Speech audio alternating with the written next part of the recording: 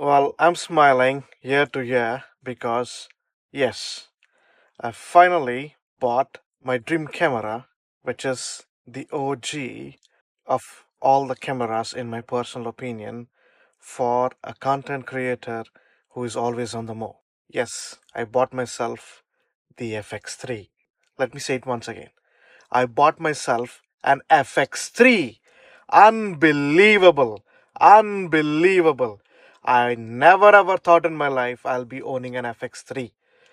But it was always on my wish list. I always wanted to buy it. And then, after almost all giving away like more than 60% of the gear that I actually have, exchanged all of that, pawned it up, put a little bit more money, not much, because I sold a lot of my gear off, and finally got myself the FX3. Wow. It feels so, I feel so pumped whenever actually I say I bought an FX3. Because that's the camera I've been actually watching for more than 3 years plus from when it was actually launched way back in 2021, 2022. I did briefly rent the A7S3 for a while, but at that time I did not really understand what the A7S3 actually stood for.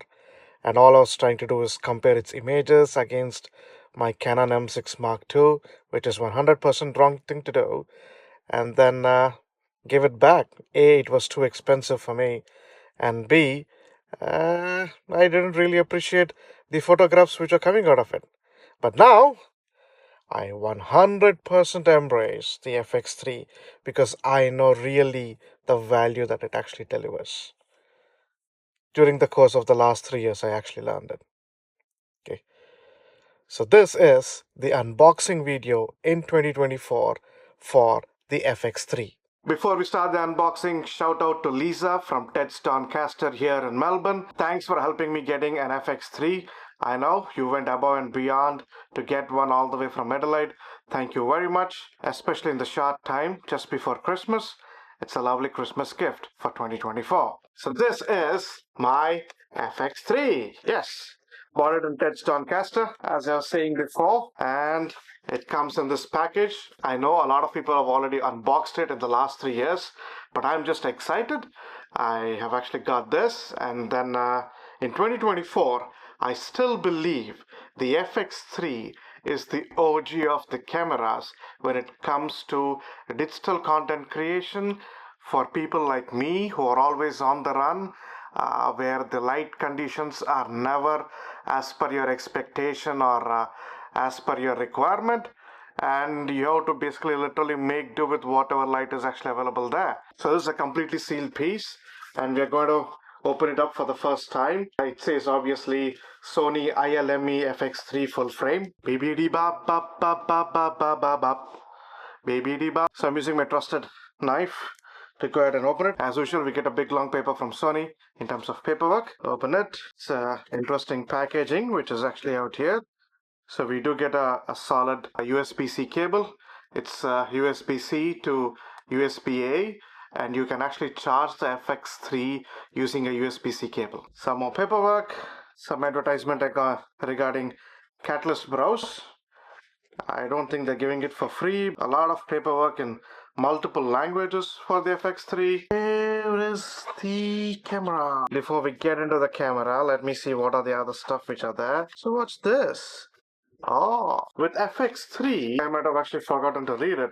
By default, you would actually get the top handle. I mean, it actually has a clip on it to go ahead and actually put a XLR mic in it. I think it's pretty much Sony compatible mics. The way I feel it, it's pretty much plastic. You do have a handled audio on and off switch right up here. And then you actually have the inputs that you can actually pop in, and you actually have two inputs here, the XLR inputs. On the other side, protected by this plastic lid, you have the control buttons for it. And finally, on the back side here is actually the input selection. I'll be making a detailed video of its features and what's actually available. Obviously, multiple people have already done it, but now it is 2024, and I'm very excited to actually have my first ever camera handle with inbuilt audio into it.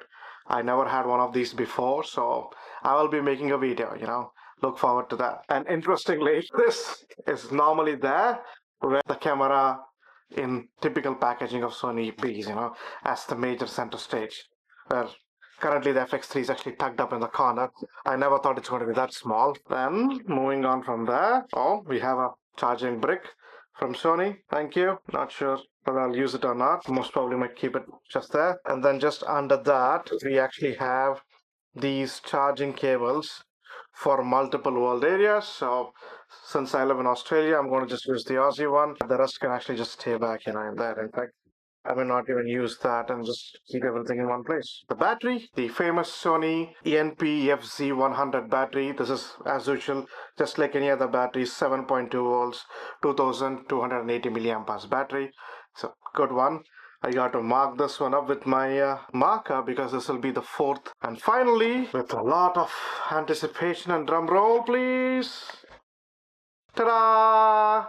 This is the FX3 in 2024. Wow, wow, wow, wow. Amazing, man. Amazing, amazing. Oh, this is something maybe I've completely overlooked.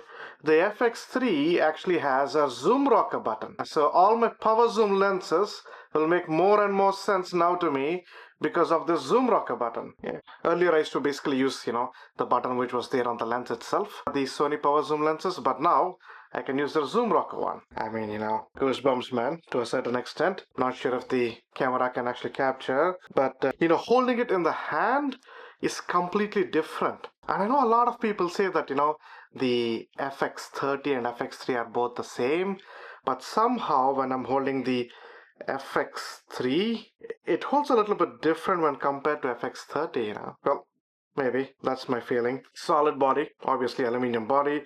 You have mounting holes all across. The beautiful sensor right here.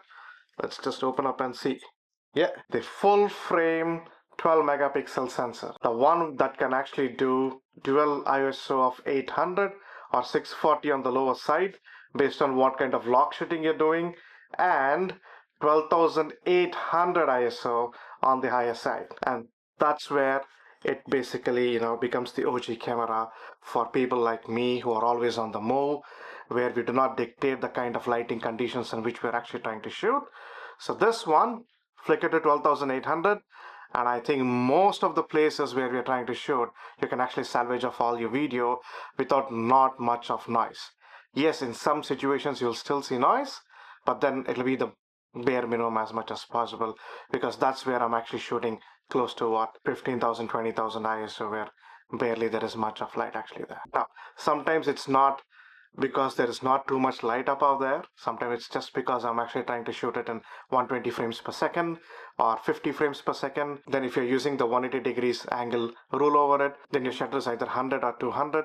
And yeah, that's where it basically gets a bit dark. And especially if you're shooting an f8 at 50 frames per second and your shutter is actually at 100, the amount of light that you can actually get through is sometimes really challenging. And that's where having the dual base ISO kicking up from wherever it is, 640 or 800 all the way to 12,800 would really help me out. And again, I see that the LCD is actually exposed. I really need to understand from one of the Sony engineers, why do they ship cameras having the LCD exposed when there is a good probability that it's going to get scratched? No idea, man. Well, I'm not going to leave it like that. I'm going to obviously turn it across, put it back in. I hope this is not a very, very old model in terms of production. It's made in Thailand. This one, rock solid. Yeah, I think this grip is a bit more deeper than my A7 Mark IV on which I'm actually trying to record. And with the purchase of my FX3, I am now a full-blown Sony fanboy. You can call me that,